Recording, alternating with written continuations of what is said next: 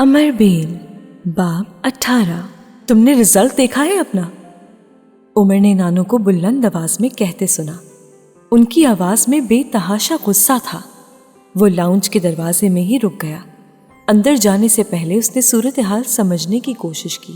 अपना बैग उसने उतार कर रख दिया। इस तरह ए लेवल्स किस तरह क्लियर करोगी? 2 सब्जेक्ट्स में फेल हो छुट्टियों में क्या करती रही हो तुम? नानू वाकई बहुत गुस्से में थी, जबकि अलीजा सोफे के एक कोने में खामोशी से बैठी हुई थी। मैं आइंदा ज्यादा मेहनत करूंगी। कौन सी मेहनत? ये वाली मेहनत जो तुमने इस बार की है। मेरी समझ में नहीं आता कि पेपर्स करते हुए तुम्हारा ध्यान कहाँ होता है। तुम्हारे नाना ये कार्ड देखेंगे तो जानती हो कितने नाराज होंगे। नानू, मैंने बहुत मेहनत की थी, मगर पता नहीं फिर भी। उसने कुछ दिल बर्दाश्ता होकर कहा, मुझसे झूठ बोलने की कोशिश मत करो। तुमने मेहनत की होती तो इस कार्ड में नजर आ रही होती, मगर तुम्हें स्टडीज में दिलचस्पी ही कहाँ है। सारा दिन तुम क्रिस्टी को उठाए फिरती रहती हो। इससे फारिग होती हो तो ड्राइंग और पेंटिंग में वक्त बर्बाद करने लगती हो। नानू, मैंने हमेशा अच्छे मार्क्स लिए हैं, सिर्फ इस बार वो अब रूहान सी हो गई। इस बार क्या हुआ है? कौन सी कयामत टूट पड़ी है? तुम्हारा कार्ड इस काबिल है कि किसी को दिखाया जाए? जो भी देखेगा कहेगा शायद मैं तुम पर तवज्जो नहीं देती, वरना तुम इस तरह का रिजल्ट तो कभी ना दिखाती। उन्होंने गुस्से में हाथ में पकड़ा हुआ कार्ड अलीजा की तरफ उछाल दिया। कार्ड उससे टकराता हुआ कालीन पर जा गिरा। उमर ने इससे ज्यादा देर वहां खड़ा रहना बेकार समझा था। हेलो ग्रैनी, वो बड़े खुशगवार अंदाज में कहता हुआ लाउंज में दाखिल हुआ। उमर, तुम इतना अचानक आ गए हो? नानू ने कुछ हैरान होते हुए उससे पूछा। बहुत अचानक तो नहीं, मगर बहरहाल आ गया हूं। उमर ने जवाब देते हुए अलीजा को देखा, जो आस्तीन से आंखें पोंछते हुए कार्ड उठा रही थी। मगर तुम्हें तो अभी कुछ दिन और रहना था सवात में। नानू अब भी मुतमईन नहीं थी। हाँ, रहना तो था, मगर बस अचानक ही मूड बदल गया। आप अलीजा को क्यों डांट रही थी? वो अपना सामान रखकर सोफे पर बैठ गया। आने से पहले इतला दे देते तो मैं ड्राइवर को एयरपोर्ट भिजवा देती। नानू ने उसकी बात का जवाब देने के बजाय मजीद शिकवा किया था। मगर मैं तो बाय रोड आया हूँ, कोस्टर पर। क्या? कोस्टर पर? हाँ, मखा की बेवकूफ़ी, नानू बड़बड़ाई थी। ग्रैनी, इसे बेवकूफ़ी नहीं एडवेंचर कहते हैं। उसका इत्मीनान बरकरार था। यहाँ तक सही सलामत पहुँच गए हो ना, इसलिए इसे एडवेंचर कह रहे हो। ग्रैनी, प्लेन के जरिए भी सही सलामत पहुँचने की कोई गारंटी नहीं होती। मैं तो उसे भी एडवेंचर ही कहता हूँ। मगर आप मुझे ये बताएं कि अलीजा को क्यों डांट रही थी? उसने कनखियों से सर झुकाए बैठी अलीजा को देखते हुए कहा। फर्स्ट टर्म का रिजल्ट आ गया है इसका, और बुरी तरह फेल है। नानू के चेहरे पर एक बार फिर खौफ की झलकने लगी। उमर ने अलीजा की गर्दन को मजीद झुकते हुए देखा। फिर उसी इत्मीनान के साथ वो दोबारा ग्रैनी की तरफ मुतवज्जा हो गया। बस इतनी सी बात है। मैं समझा पता नहीं क्या कयामत आ गई है। वैसे ग्रैनी, फेल तो बस फेल होता है। अगर वो बुरी तरह से फेल है तो क्या कोई अच्छी तरह से भी फेल होता है? फजूल बातें मत करो उमर। तुम्हें पता है ये 2 सब्जेक्ट्स में फेल है। अलीजा का दिल चाहा जमीन फटे और वो उसमें समा जाए। Really? I don't believe it. Umar ने हैरानी की भरपूर अदाकारी करते हुए अलीजा को देखा। इसमें यकीन ना आने वाली कौन सी बात है? कार्ड देख लो उसका। नानू उसकी बात को ठीक तरह नहीं समझ सकी थी, मगर उमर की अगली हरकत ने उन्हें चंद सेकंड में सब कुछ समझा दिया। उमर ने सोफे पर बैठे बैठे कुछ आगे की तरफ झुकते हुए अलीजा के दाएं हाथ को थामा और उसी रवानी के साथ साथ मिलाने के बाद उसकी पुश्त थपथपाते हुए कहा, कांग्रेट्स कजिन, तुमने तो हैरान कर दिया मुझे। वो काम किया है जो इस फैमिली में पहले कोई मर्द भी नहीं कर सका। Keep it up. अलीजा ने कुछ बदहवास होकर उसके चेहरे को देखा, मगर वहां पर संजीदगी के साथ खराज तहसीन के जज्बात और तासुरात नुमायां थे। नानू यकदम मुश्तइल हो गई। क्या मतलब है तुम्हारा? मजाक उड़ा रहे हो तुम मेरा? बिल्कुल भी नहीं ग्रैनी, मैं तो सिर्फ दाद दे रहा हूँ। फेल होने वाले को दाद दी जाती है? नहीं, खाली दाद नहीं दी जाती, हौसला अफजाई भी की जाती है। उसने बड़े इत्मीनान से वजाहत की। फेल होने वाले को दाद देते हैं और उसकी हौसला अफजाई करते हैं। नानो का पारा हाई होता जा रहा था।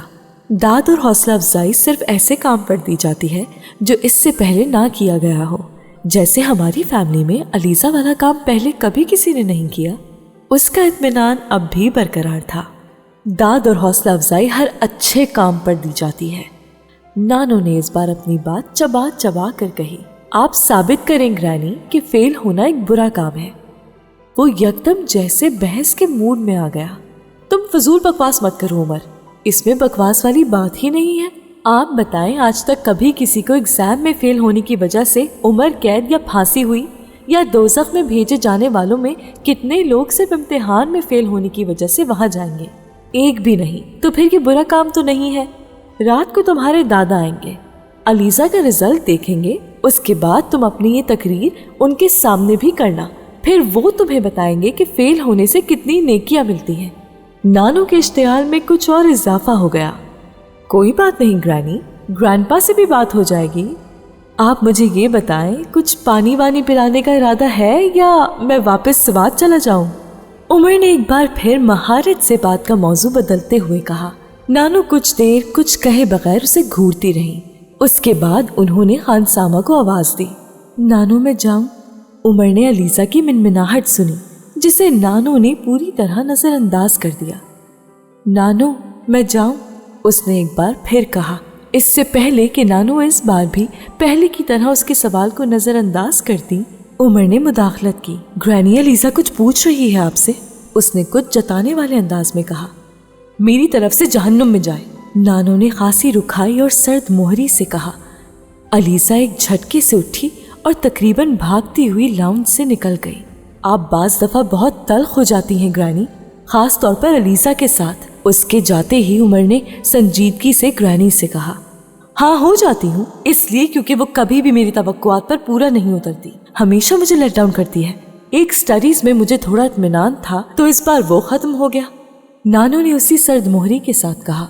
वो स्टडीज में वीक है? उमर ने उनसे पूछा। नहीं, कभी भी नहीं, ये पहली बार हुआ है, इसलिए तो मुझे इतना शौक लगा है। आपने उससे पूछने की कोशिश की कि इतनी बुरी परफॉर्मेंस क्यों थी उसकी? उसके पास हर सवाल का एक ही जवाब होता है, मैं परेशान हो गई इसलिए। अब बंदा पूछे कि ऐसी कौन सी परेशानियां लाहक हो गई हैं उसे इस उम्र में कि वो एग्जाम भी अच्छे मार्क्स से पास नहीं कर सकती। ग्रैनी, वो डिस्टर्ब तो थी, ये तो आप जानती हैं, शायद उसी वजह से। ग्रैनी ने उसकी बात काट दी। कम अज कम स्टडीज के सिलसिले में मैं इस तरह का कोई एक्सक्यूज सुनना नहीं चाहती। वो डिस्टर्ब हो या ना हो, एग्जाम में उसे अच्छे ग्रेड लेने होंगे। आपको उसे समझने की कोशिश करनी चाहिए। मैं उसे बहुत अच्छी तरह समझती हूँ, मगर तुम नहीं समझे। बचपन से मेरे पास रही है वो, मेरी जिम्मेदारी समझते हैं सब उसे। क्या कहेंगे सब कि मैं उसे पढ़ा नहीं सकी? पीएचडी तो नहीं कर रही वो, ए लेवल्स कर रही है। क्या ए लेवल्स भी नहीं कर सकती? मैं क्या जवाब दूंगी उसके माँ बाप को? तुम जानते नहीं हो अपनी पप्पो को, समीना तो मेरी जान खा जाएगी। उस दिन बड़ी तकरीरें कर रहे थे तुम कि उसकी शादी अभी ना करो, उसे पढ़ने दो। कैसे आगे पढ़ सकती है वो जब उसने? उमर ने संजीदगी से उनकी बात सुनते सुनते बात काटी। इस बार अगर उसकी परफॉर्मेंस खराब रही है तो जरूरी नहीं अगली बार भी ऐसा ही हो। सिर्फ एक बार खराब रिजल्ट पर इस तरह तो नहीं करना चाहिए। मैं तो जिस तरह रिएक्ट कर रही हूँ, मगर तुम्हारे दादा को पता चला तो वो उससे ज्यादा बुरी तरह रिएक्ट करेंगे। उससे क्या होगा? इस तरह उसके ग्रेड्स बेहतर हो जाएंगे। नानो उसके सवाल पर खामोश रही थी। कभी आप उसकी शादी के प्लान बना रही होती हैं, कभी स्टडीज में लापरवाही बरतने पर अपना बीपी हाई कर लेती हैं। उसको उसकी जिंदगी अपनी मर्जी से क्यों गुजारने नहीं देती? क्या मतलब है तुम्हारा? नानो के माथे पर बल पड़ गए थे। मेरा मतलब बिल्कुल साफ है, उस पर अपनी मर्जी मत ठोसे। हर बात में मदाखलत ना करूं, वो जो करना चाहती है उसे करने दूं। फेल होती है फेल होने दूं, खुद को तबाह करती है तो खुद को तबाह करने दूं। नानो ने तंजी अंदाज में कहा। कोई खुद को तबाह नहीं करेगी, वो इतनी बेवकूफ नहीं है, मगर उसको अपनी मर्जी से जिंदगी गुजारने दें। फेल होती है होने दें, उसका प्रॉब्लम है, उसको उसका हल निकालने दें। ठोकर खाती है खाने दें, गिरती है गिरने दें, मगर उसको किसी सहारे के बगैर खड़ा होना सीखने दें। जमीन पर पैर कैसे जमाते हैं ये उसे आना चाहिए। اس کی انگلی چھوڑ دیں، وہ اتنی بڑی نہیں ہوئی تو ہونے دینا اس کو بڑا۔ آفٹر آل کتنی دیر آپ اس کو چھوٹا رکھیں گی؟ میری سمجھ میں نہیں آتا یہاں پاکستان میں یہ کیوں ہوتا ہے، کیوں آپ کی جنریشن بچوں پر اتنی ڈومیننس رکھتی ہے؟ وہ کچھ الجھے ہوئے انداز میں بولا، اسے تم ڈومیننس کہتے ہو مگر اسے گائیڈنس کہتے ہیں۔ نانو اپنی بات پر قائم تھی، اور یہ گائیڈنس ہوتی ہے جو مشکل وقت میں فیصلے کرنے میں کبھی آپ کی مدد نہیں کرتی، کبھی آپ کے کام نہیں آتی۔ گرینی، ہر جنریشن کو صرف یہ نہ سکھائیں کہ پانی کا گلاس پکڑ کر پینے کا مہذب طریقہ کیا ہے، کہاں ہلکی آواز میں بات کرنا ہے، کہاں اونچی میں، ڈائننگ ٹیبل پر پلیٹ کے رائٹ سائڈ پر فورک ہونا چاہیے یا اسپون، گھر کے اندر آتے ہوئے ڈور میٹ پر جاگرز کو کتنی بار رگڑنا چاہیے، شرٹ کا سب سے اوپر والا بٹن بند رکھنا چاہیے یا کھلا۔ گرینی، یہ سب کچھ سیکھنا ہماری ضرورت نہیں ہے، اس جنریشن کے پرابلمز اور ہیں۔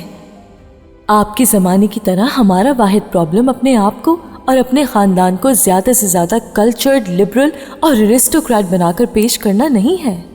ہم کو مینرز نہ سکھائیں، ہم کو بتائیں کہ ہم اتنی تیزی سے بدلتی ہوئی دنیا میں اپنا وجود کیسے قائم رکھیں، اپنے لیے کون سی ویلیوز کا انتخاب کریں اور پھر ان ویلیوز کو انٹیکٹ کیسے رکھیں، ریلیشن شپس کیسے بنائیں اور انہیں برقرار کیسے رکھیں، اپنا مینٹل ایکویلیبریم کیسے رکھیں، جب سٹریس ہو تو اس سے چھٹکارا کیسے پائیں، جب ڈپریشن ہو تو اس سے کس طرح نجات حاصل کریں، اپنی تنہائی کا علاج کس چیز سے کریں، ان سب چیزوں کے بارے میں بتائیں، ان کے بارے میں گائیڈنس دیں۔ آپ کی جنریشن نے زندگی کو اچھے مارکس اور اچھے مینرز کے درمیان اس طرح تقسیم کر دیا ہے کہ ہم میں سے بہت سے تو ویسے ہی گم ہو جاتے ہیں۔ جہاں تک علیزہ کا تعلق ہے تو اس کو تو آپ لوگوں نے کرپل کر دیا ہے۔ میں جب سے یہاں آیا ہوں حیران ہو رہا ہوں، آپ اس کو اچھا کہتے ہیں، وہ خود کو اچھا سمجھتی ہے، آپ اس کو برا کہتے ہیں، وہ خود کو برا سمجھتی ہے۔ اس کی اپنی کوئی سوچ ہے نہ نظر، وہ دنیا میں آپ کی آنکھوں سے دیکھتی ہے، آپ کے دماغ سے سوچتی ہے، آپ کے معیار کے مطابق فیصلہ کرتی ہے اور آپ کی پسند ناپسند کے مطابق برتتی ہے، مگر کتنی دیر تک؟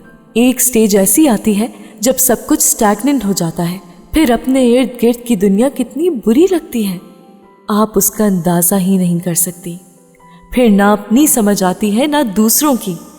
اس وقت دل چاہتا ہے ہر چیز چھوڑ دی جائے، چاہے وہ خونی رشتے ہی کیوں نہ ہو۔ ہماری فیملی میں پچھلے کئی سالوں سے یہی سب کچھ تو ہو رہا ہے۔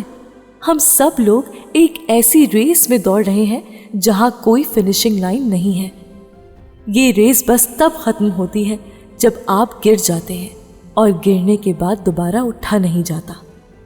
کم از کم علیزہ کو تو اس ریس میں مت دوڑائیں، اس کو تو زندگی گزارنے دیں، انجوائے کرنے دیں، اس کو وہ خواب دیکھنے دیں جو وہ دیکھنا چاہتی ہے۔ اس کے وجود میں، اس کی شخصیت میں خامیوں کی اتنی میخیں اتنی بے رحمی سے نہ ٹھوکیں کہ ساری عمر ان سے رسنے والا لہو اس کے وجود کو آلودہ رکھے اسے۔ وہ بات کرتے کرتے یکدم تیزی سے اٹھ کر لاؤنج سے نکل گیا۔ نانو بالکل ساکت بیٹھی تھی۔ ایسا کیا ہوا تھا کہ عمر کی آواز یوں بھرا جاتی؟ وہ اپنی آنکھوں میں نمودار ہونے والی نمی کو چھپانے کے لیے یوں بھاگ کھڑا ہوا۔ آخر وہ سبات سے اتنی جلدی واپس کیوں آ گیا ہے؟ سبات میں عمر کے ساتھ ایسا کیا ہوا ہے؟ وہ کچھ معاوف ذہن کے ساتھ مسلسل سوچ رہی تھی۔ امر بیل، باب 19۔ پھر کب تک آ جاؤ گی؟ نانو نے شاید 10ویں بار پوچھا۔ نانو پرسوں شام تک واپسی ہو جائے گی۔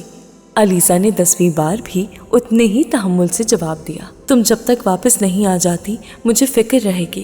فکر کرنے والی کون سی بات ہے نانو؟ میں کون سا اکیلی جا رہی ہوں؟ علیزہ نے انہیں تسلی دی۔ پھر بھی علیزہ، پتہ نہیں وہاں کیسا ماحول ہو، کیسے لوگ ہوں۔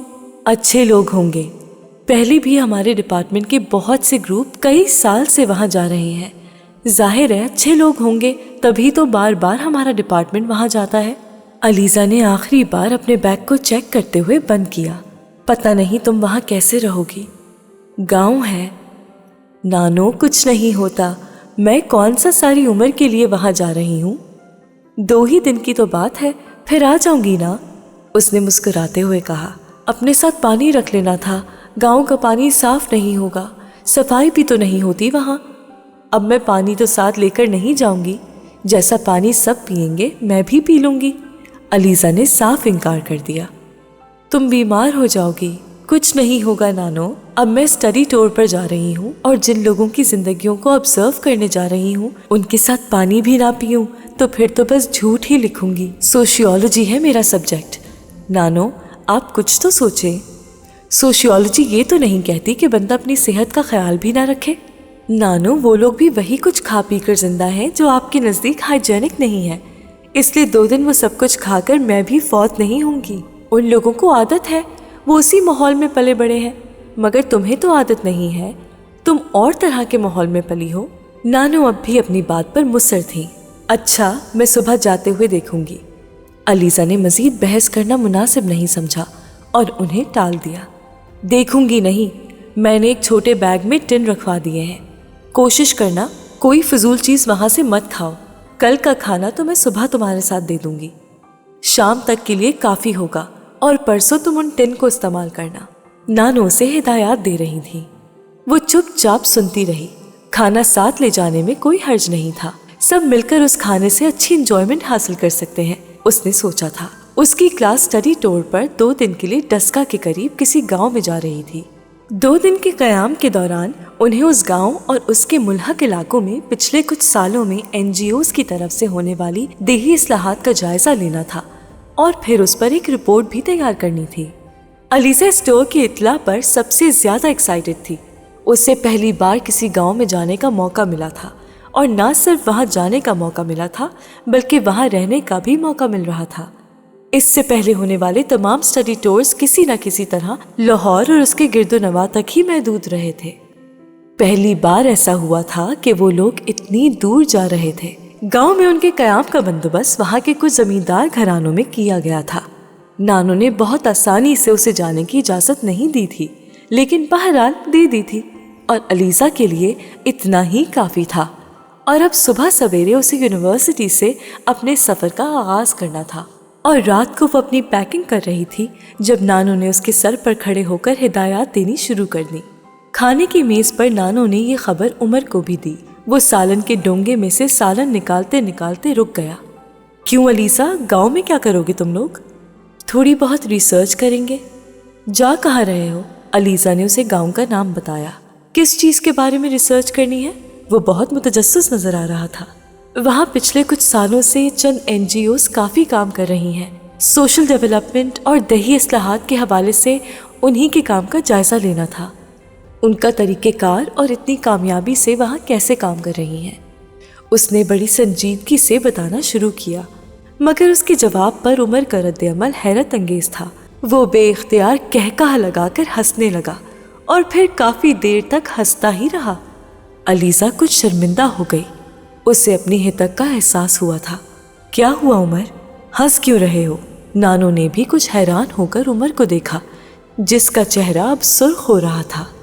फिर अचानक उसने खुद पर काबू पाते हुए पानी का गिलास हाथ में ले लिया। पानी के चंद घूंट लेने के बाद उसने अलीज़ा से कहा, तो आप वहाँ उन चीज़ों पर रिसर्च करने जा रही हैं?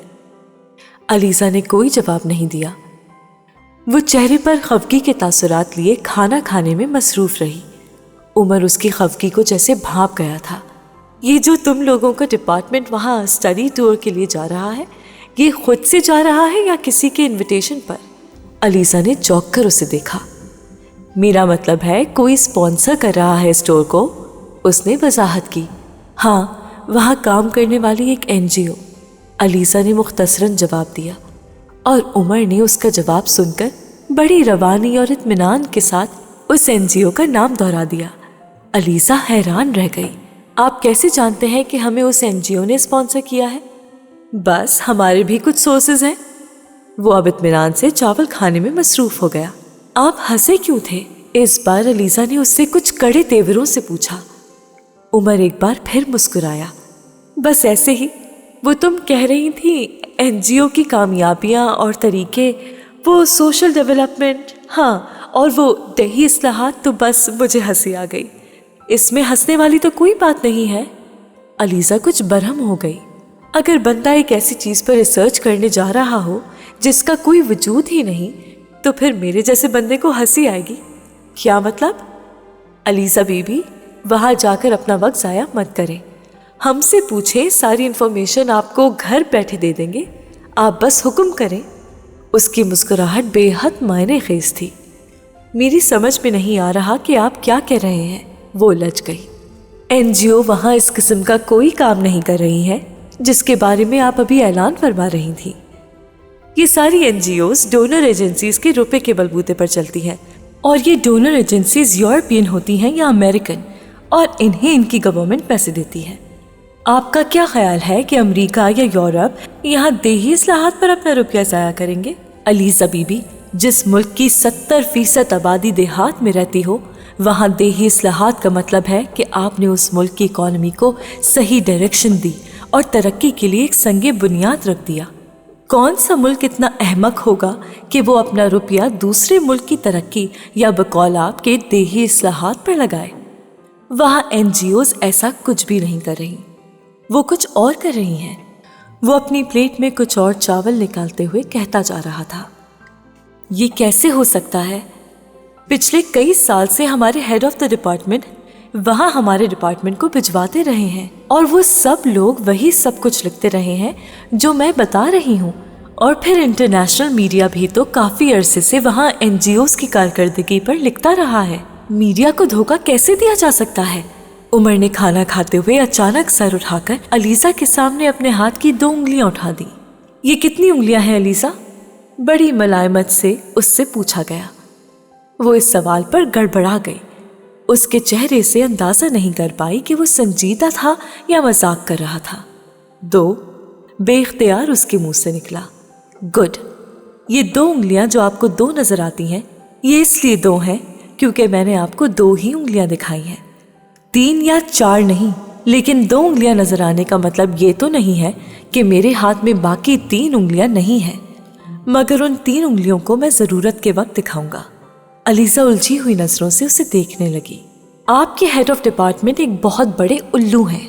नहीं, शायद ये कहना ज्यादा मुनासिब होगा कि वो हम लोगों के नजदीक उल्लू हो सकते हैं। हो सकता है वो इन मामलात में खासी समझदारी का मुजाहरा कर रहे हो। वो पुरसोच अंदाज में कह रहा था। क्या मतलब?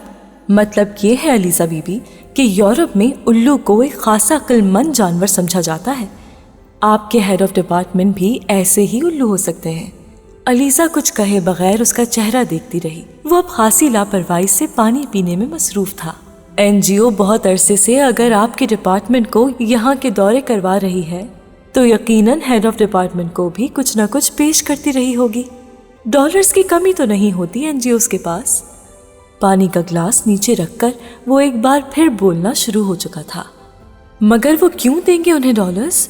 उसे शौक लगा ताकि आपका डिपार्टमेंट वहाँ के स्टडी टूर्स करके रिपोर्ट्स बनाता रहे और ये एनजीओ हमेशा गवर्नमेंट की गुड बुक्स में रहे, नाम बनता रहे, रेपुटेशन बेहतर से बेहतर होती जाए। आपका डिपार्टमेंट कोई वाहिद डिपार्टमेंट नहीं होगा जिसे वहाँ के विजिट करवाए जाते हैं। दूसरी बहुत सी यूनिवर्सिटीज़ के डिपार्टमेंट्स को भी इस तरह बुलाया जाता होगा। खुद सोचो, मुल्क की 10-12 अच्छी यूनिवर्सिटीज़ के कुछ अच्छे डिपार्टमेंट्स को एनजीओज बार बार इनवाइट करें। उसके बाद वो लोग अपनी रिसर्च में या रिपोर्ट्स में उस खास एनजीओ का जिक्र अच्छे अल्फाज में करें, तो कितना बड़ा हथियार है ये उस एनजीओ के हाथ में जिससे वो कभी भी इस्तेमाल कर सकती है। वो अब कदरे संजीदा नजर आ रहा था। क्या एनजीओज उस इलाके में कुछ नहीं कर रही? अलीसा ने कदरे हैरानी से पूछा। नहीं, वो कर रही हैं अपना काम, वो बड़ी मुस्तैदी से कर रही हैं, मगर वो काम बहरहाल उन कामों में शामिल नहीं है जिनका जिक्र थोड़ी देर पहले आप कर रही थी। ये लोग वहाँ पिछले कई सालों से कुछ डेटा इकट्ठा करने में मसरूफ थे, बल्कि कर चुके हैं। कैसा डेटा? ये जो इलाका है, डस्का, सियालकोट, नारोवाल और इसके इर्द गिर्द के सारे देहात, ये पिछले बहुत से सालों से बैनुल-अक़वामी तौर पर बहुत मशहूर हो रहे हैं और उन पर खासी नज़र रखी जा रही है। क्यों नज़र रखी जा रही है? इसकी बहुत सी वजूहात हैं। ये इलाके मशहूर स्पोर्ट्स गुड्स की वजह से हैं। सर्जिकल इंस्ट्रूमेंट्स का काम भी होता है, मगर असल वजह शौहरत स्पोर्ट्स गुड्स ही हैं, और स्पोर्ट्स गुड्स में भी फुटबॉल। इस वक्त यूरोप अमेरिका में इस्तेमाल होने वाला 80% फुटबॉल इसी इलाके से आता है। वो अब बड़ी संजीदगी से उसे तफसीलात बता रहा था। चंद लम्हे पहले वाली मुस्कुराहट उसके चेहरे से गायब हो चुकी थी। लेकिन ये फुटबॉल एडिडास की स्टैम्प के साथ पूरी दुनिया में सप्लाई कर दिया जाता है। इस इलाके में जो फुटबॉल सेंट्स में तैयार होता है वो इंटरनेशनल मार्केट में डॉलर्स में बिकता है। अलीजा की दिलचस्पी खत्म होती जा रही थी। मगर इस सारे मामले का एनजीओज के साथ क्या ताल्लुक है? उमर ने अपनी बात जारी रखी। अब ये सारा फुटबॉल वहां की फैक्ट्रीज में तैयार नहीं होता। अजीब बात है, लेकिन 90% फुटबॉल वहां के देही एरिया में तैयार होता है। गांव में छोटे छोटे घरों में औरतें और खास तौर पर बच्चे तैयार करते हैं। वहां से ये फुटबॉल फैक्ट्रीज में जाता है, उन फैक्ट्रीज में जिन्होंने जॉइंट वेंचर किया हुआ है मल्टीनेशनल कंपनीज के साथ। और अब तक वहां पर उन कंपनीज का होल्ड था जिनका ताल्लुक अमेरिका से है। मगर कुछ अरसे पहले वहां कुछ जापानी कंपनीज ने भी जॉइंट वेंचर्स करना शुरू कर दिए हैं। और अब सूरत हाल ये हो चुकी है कि वहां फुटबॉल के हवाले से 2 बड़े हरीफ हैं। एक वो फर्म जिसका एडिडास के साथ वेंचर है और दूसरी वो जिसका जापानी कंपनी के साथ वेंचर है। इस दूसरी कंपनी ने एडिडास के बिजनेस को खासा नुकसान पहुंचाया। उन लोगों ने बहुत ही प्रोफेशनली काम करते हुए उन दही इलाके के काफी अंदर तक रसाई हासिल की। और वो औरतें और बच्चे जो पहले घरों में काम करते थे, उन्होंने बाकायदा उन्हें मुलाजिम रखा और अपनी फैक्ट्रीज तक लाना शुरू कर दिया। फिर वर्कर्स के लिए फैसिलिटीज की भरमार कर दी। नतीजा ये हुआ कि वहां अच्छे वर्कर्स ने उस नई फर्म के लिए काम करना शुरू कर दिया। एडिडास को एक जबरदस्त झटका लगा फुटबॉल के बिजनेस के हवाले से, क्योंकि उनके लिए काम करने वालों की तादाद में कमी हो गई। और दूसरी तरफ जिस फुटबॉल की स्टिचिंग 7-8 रुपए में होती थी, वो यकदम 11-12 रुपए में पड़ने लगा, क्योंकि वर्कर्स ने ज्यादा रुपया मांगना शुरू कर दिया। दूसरी तरफ ये हुआ कि अमेरिका में फुटबॉल का वर्ल्ड कप होने वाला है, फिर ओलंपिक्स भी आ रहे हैं, इसलिए वहां इस वक्त फुटबॉल की बहुत डिमांड है और बहुत महंगी बिक रही है। तो फुटबॉल की मार्केट में अमेरिकी कंपनीज का हिस्सा कुछ कम हो गया है। पहले जो फुटबॉल सिर्फ अमेरिकन लेबल के साथ बिक रहा था, अब वो जापानी लेबल के साथ बिकने लगा। तीसरी तरफ यूरोप था, जिसकी मार्केट में अमेरिकी और जापानी लेबल्स ने अफरा तफरी मचाई हुई है, कम से कम फुटबॉल के हवाले से। अब इस सूरत हाल पर काबू पाने के लिए हर एक ने अपने हथकंडे इस्तेमाल करने शुरू किए और पहले हथियार के तौर पर यूरोपियन ममालिक ने एनजीओज को आगे लाने का फैसला किया। जवाबन अमेरिका ने भी एनजीओज का मुकाबला एनजीओज से ही करने का फैसला किया। तय ये किया गया कि इस इंडस्ट्री के हवाले से चाइल्ड लेबर का इशू अगले कुछ सालों में उठाया जाएगा। उमर की मालूमात और बातों पर उसे हैरानी हो रही थी। मगर क्यों? इस वक्त दुनिया में सबसे अच्छा फुटबॉल उसको समझा जाता है जिसकी स्टिचिंग बच्चे करते हैं। बच्चे? अलीजा ने बेयकीनी से कहा। मगर बच्चे इतने माहिर तो नहीं होते। होते हैं। आप वहां जाकर देखेंगी तो उनकी महारत आपको हैरान कर देगी। मगर बच्चों को उनकी महारत की वजह से बर्तरी हासिल नहीं है। बच्चों की उंगलियां बारीक और नर्म होती हैं। उनके हाथ की स्टिचिंग में एक खास किस्म की नफासत होती है। खास तौर पर जब फुटबॉल को पलटा जाता है तो उस वक्त बारीक उंगलियों की वजह से डोरी बड़ी सफाई से खींची जाती है। ये कुछ वैसी ही बात है जिस तरह कारपेट बनाते हुए भी इंटरनेशनल मार्केट में उस कारपेट की कीमत बहुत ज्यादा होती है जिसे बच्चे बनाते हैं, क्योंकि जब कारपेट में गिरहें लगाई जाती हैं तो बच्चों की बारीक और नर्म उंगलियां बड़ों की निस्बत ये काम ज्यादा सफाई और नफासत से करती हैं। यही मसला इस इलाके का है। गुर्बत बहुत है, इसलिए लोगों ने छोटे छोटे बच्चों को इस काम में लगाया हुआ है। अब यूरोप में चाइल्ड लेबर पर बैन है और वहाँ गवर्नमेंट सरकारी तौर पर ऐसी चीजें अपनी मार्केट में नहीं आने देती जिसके बारे में थोड़ा सा भी शक हो कि ये बच्चों ने बनाई है। अमेरिका में भी ऐसा ही है। एनजीओज जब यहाँ आई तो उन्होंने देही इस्लाहात और सोशल डेवलपमेंट का नाम लेकर फैक्ट्स एंड फिगर्स इकट्ठे करने शुरू कर दिए। किस इलाके में किस उम्र से किस उम्र तक के बच्चे ये काम कर रहे हैं, फुटबॉल की इंडस्ट्री से मुंसलिक औरतों की तादाद कितनी है, बॉन्डेड लेबर की रेशो क्या है, उजरतों की रेट क्या है, उन लोगों को किस तरह सहूलियात मुयस्सर है, ये सारा डेटा इकट्ठा किया गया है। और आप देखिएगा अलीजा बीबी, آئندہ چند سالوں میں چائلڈ لیبر اور بانڈڈ لیبر کے حوالے سے ان ہی علاقوں کے متعلق انٹرنیشنل میڈیا خاص شور مچائے گا. کچھ پابندیاں بھی لگائی جائیں گی. مجھے یقین نہیں آ رہا. آ جائے گا، عمر نے اطمینان سے کہا. مگر یہ NGOs تو تعلیم کے حوالے سے بہت کام کر رہی ہیں. کام کم کر رہی ہیں، شور زیادہ کر رہی ہیں. وہ کس لیے ہے یہ بھی میں آپ کو بتا دوں گا. فی الحال تو آپ یہ جان لیں کہ ابھی اس علاقے میں موجود فیکٹریز یا فرمز ISO 9000 کے سرٹیفکیٹ کے بغیر ہیں، اور ورلڈ ٹریڈ آرگنائزیشن اور GATT کے ساتھ ہونے والے معاہدوں کے مطابق اگلے کچھ سالوں میں ہر ملک کو اپنی مارکیٹ کھلی رکھنی پڑے گی. مگر اس مارکیٹ میں انہی فرمز یا کمپنیز کا مال جا سکے گا جس کے پاس یہ سرٹیفکیٹ ہے، اور یہ سرٹیفکیٹ جاری کیا جاتا ہے جب چائلڈ لیبر یا بانڈڈ لیبر کے حوالے سے اس فرم یا کمپنی پر کوئی الزام نہ ہو. مگر NGOs نے اتنے اچھے طریقے سے ڈیٹا اکٹھا کیا ہے کہ وہ کسی بھی کمپنی یا فرم کو اس حوالے سے یورپین یا امریکن مارکیٹ میں بلیک لسٹ کروا سکتے ہیں. ان NGOs کے پاس مکمل ریکارڈ ہے کہ کون سی فرم کون سے علاقے کے کون سے گھروں سے کتنی تعداد میں کیا چیز تیار کرواتے ہیں. وہ یہ بھی جانتے ہیں کہ وہ مال تیار کرنے میں بچوں یا عورتوں کا کس حد تک حصہ ہے. اب فرض کر لیں کہ اس علاقے کے کسی فرم نے کسی امریکن ملٹی نیشنل کمپنی کے ساتھ جوائنٹ وینچر کیا. اب ان کی شرط یہ ہوتی ہے کہ فٹ بال میں ان کا لیبل لگے گا، اس لوکل فرم کا نہیں، اور ساری دنیا میں وہ فٹ بال امریکی فٹ بال کے طور پر سپلائی کی جائے گی. اب اگر یہ لوکل فرم یہ طے کر لیتی ہے کہ وہ خود مختار ہو جائے اور کانٹریکٹ ختم کر کے اپنے لیبل کے ساتھ دنیا میں فٹ بال سپلائی کرے، تو NGOs کی مدد سے حاصل کیے جانے والے ریکارڈز کو اس فرم کے منہ پر مارا جائے گا اور کہا جائے گا کہ آپ تو چائلڈ لیبر کرواتے ہیں.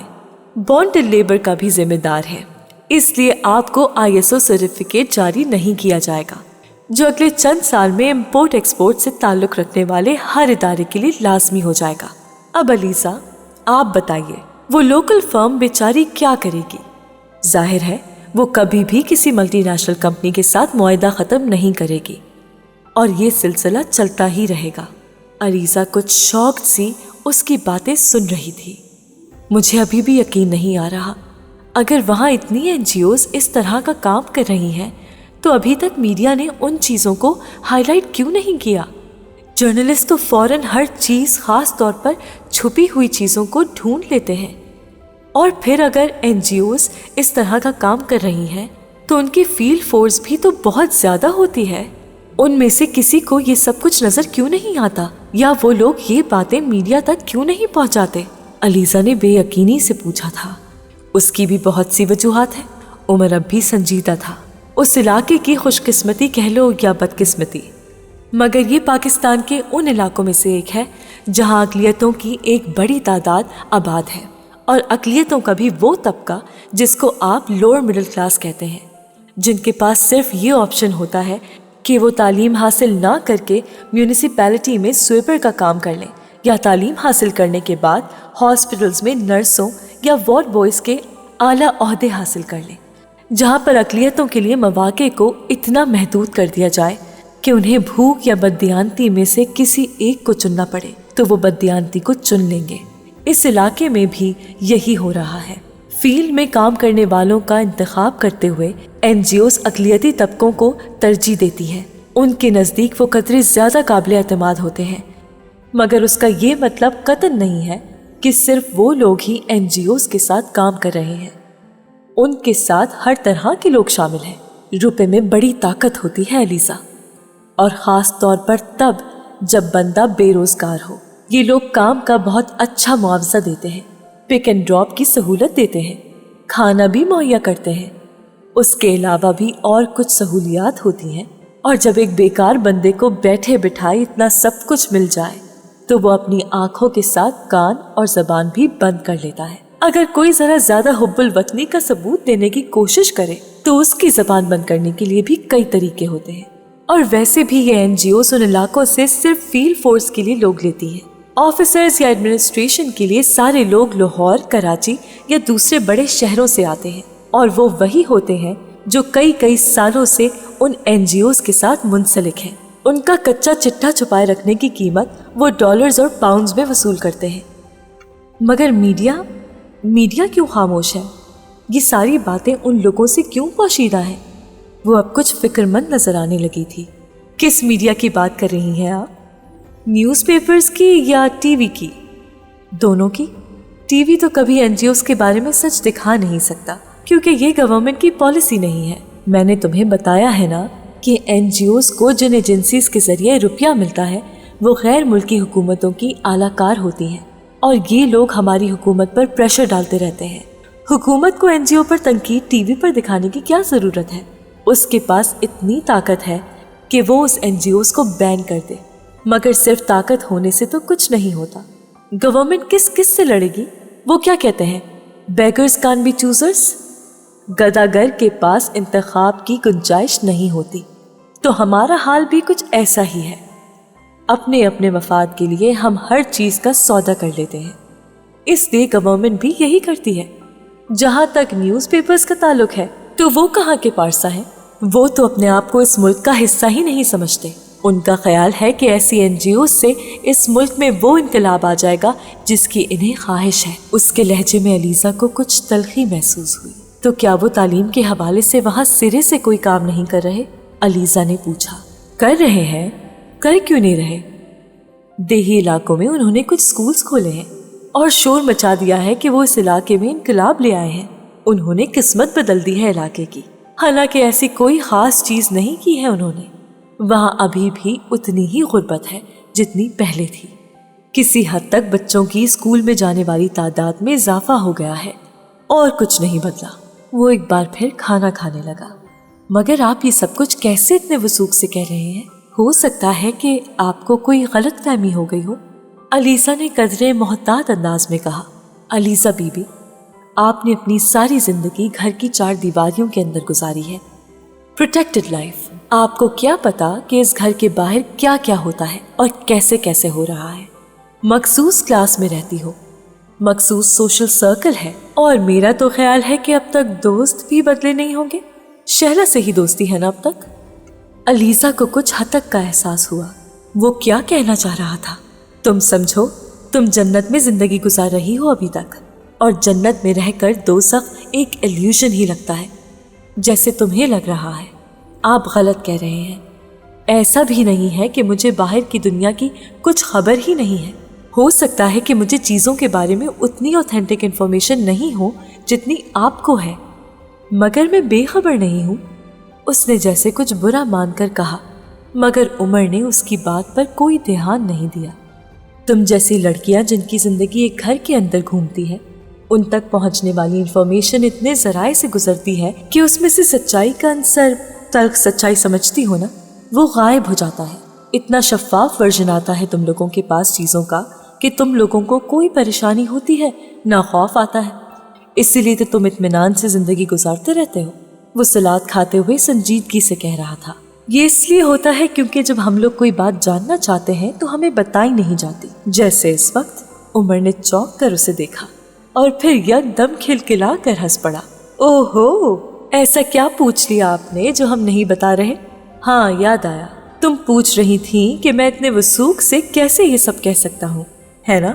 हाँ, असल में जब मैं अमेरिका में था तो एक ट्रेड काउंसलर थे हमारे, उसी इलाके से ताल्लुक था उनका। मैं तो नहीं, मगर वो खासी मुहब्बे वतन किस्म की चीज़ थे। कुछ दोस्ती हो गई मेरी उनके साथ। वो यूं बता रहा था जैसे अपनी किसी गलती का एतराफ़ कर रहा था। हमें कुछ रिपोर्ट्स मिली कुछ एनजीओस के हवाले से। हमने सोचा कि चलो कुछ रिसर्च करें कि आखिर ये मामला क्या है। 2 माह हम लोगों ने इस इलाके में ही नहीं बल्कि यूरोप और अमेरिका में भी अच्छी खासी छानबीन की। हासिल होने वाले हकायक और अदाद शुमार खासे डरा देने वाले थे, मगर गलत नहीं थे। ये कैसे हो सकता है? वो गुंग थी। कैसे हो सकता है ये तो मुझे नहीं पता, मगर यही हो रहा है। तुम्हारा डिपार्टमेंट इतने सालों से इस इलाके में आ जा रहा है, मगर मेरी जितनी इन्फॉर्मेशन नहीं होगी। इस इलाके के बारे में हर चीज़ मेरी फिंगर टिप्स पर है। कुछ पूछ लो, पॉपुलेशन के बारे में, किसी लोकेशन के बारे में, किसी फैक्ट्री के बारे में, किसी एनजीओ के बारे में या और किसी चीज़ के बारे में। फिर 95 का इकोनॉमिक सर्वे ऑफ पाकिस्तान खोलना और तस्दीक कर लेना। عمر کے لہجے میں اسے عجیب سا فخر محسوس ہوا۔ پھر آپ نے کیا کیا؟ اس نے کچھ بےتاب ہو کر پوچھا۔ کیا کیا مطلب؟ عمر پانی پیتے پیتے رک گیا۔ آپ نے جب یہ ریسرچ کی تو کیا آپ نے سب سے گورنمنٹ کو مطلع کیا؟ عمر کے چہرے پر ایک مسکراہٹ نمودار ہوئی۔ ہاں، گورنمنٹ کو مطلع کیا، باقاعدہ رپورٹ سبمٹ کی، اس نے پانی پی کر کہا۔ پھر گورنمنٹ نے ایکشن لیا؟ بالکل لیا، بلکہ فوری طور پر لیا۔ گورنمنٹ نے کیا کیا؟ اس کا تجسس اپنی انتہا کو پہنچ چکا تھا۔ وجاہت حسین کو امریکہ سے زمبابوے ٹرانسفر کر دیا گیا اور مجھے پاپا نے بلوا کر کہا کہ میں فورن سروس میں ہوں، انٹیلیجنس میں نہیں، اس لیے اپنے کام سے کام رکھوں اور فضول معاملات میں اپنی ٹانگ نہ اڑاؤں۔ وہ شاکڈ رہ گئی۔ عمر کے چہرے پر کمال کا اطمینان تھا۔ اور رپورٹ کا کیا ہوا؟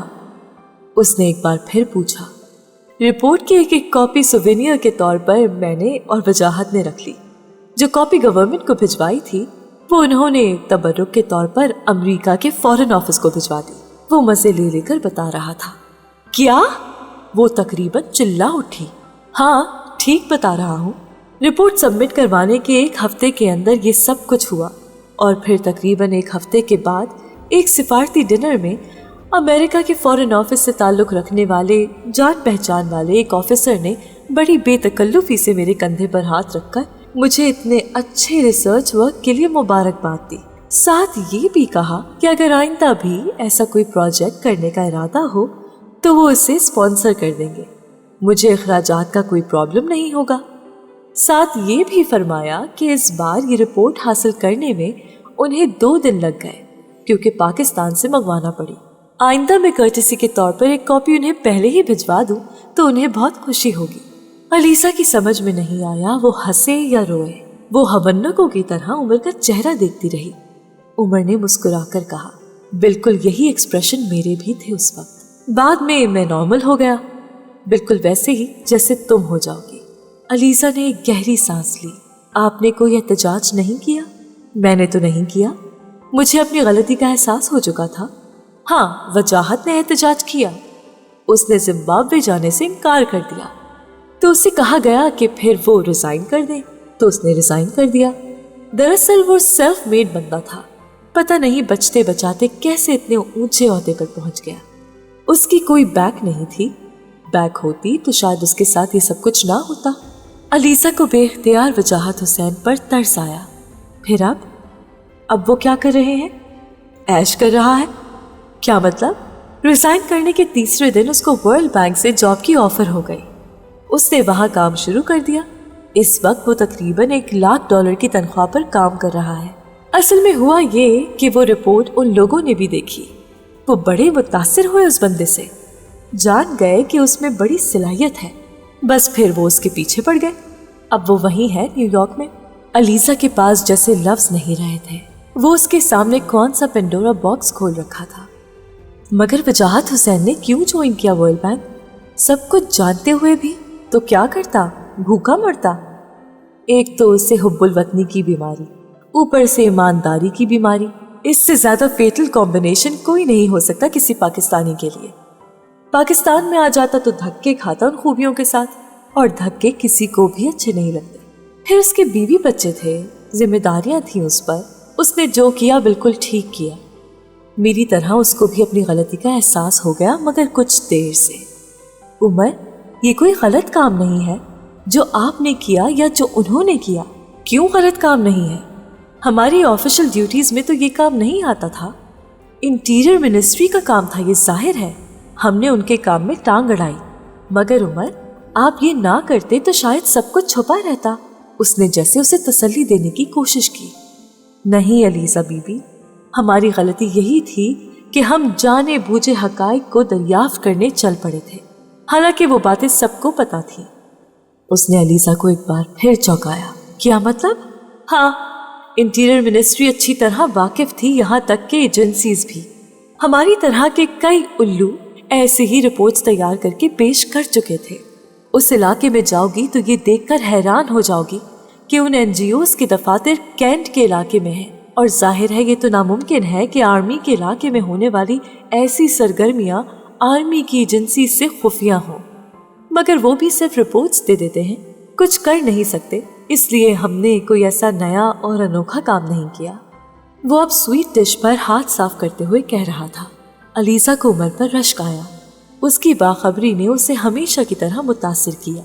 کم از کم میرے پاس کبھی بھی عمر جتنی معلومات نہیں ہو سکتی۔ اس نے دل ہی دل میں اعتراف کیا۔ اب جا رہی ہو وہاں تو آنکھیں کھلی رکھنا، ہر چیز کو اس کی فیس ویلیو پر مت لینا۔ تھوڑا سا بھی ریشنل ہو جاؤ گی تو حقیقت جاننے لگو گی، پھر زیادہ متاثر نہیں ہو سکو گی۔ وہ اب اسے ہدایت دے رہا تھا۔ لیکن میں اب وہاں جانا ہی نہیں چاہتی، اس نے اعلان کیا۔ عمر نے حیرانی سے اسے دیکھا۔ کیا مطلب ہے تمہارا؟ آپ کہہ رہے ہیں کہ وہاں تو ایسی کسی چیز کا وجود ہی نہیں ہے جس کا جائزہ لینے میں جا رہی ہوں، تو پھر ٹھیک ہے، وہاں جا کر میں وقت کیوں ضائع کروں؟ اس نے جیسے فوراً طے کر لیا تھا۔ یار عجیب احمق ہو تم، عمر نے کچھ جھلا کر کہا۔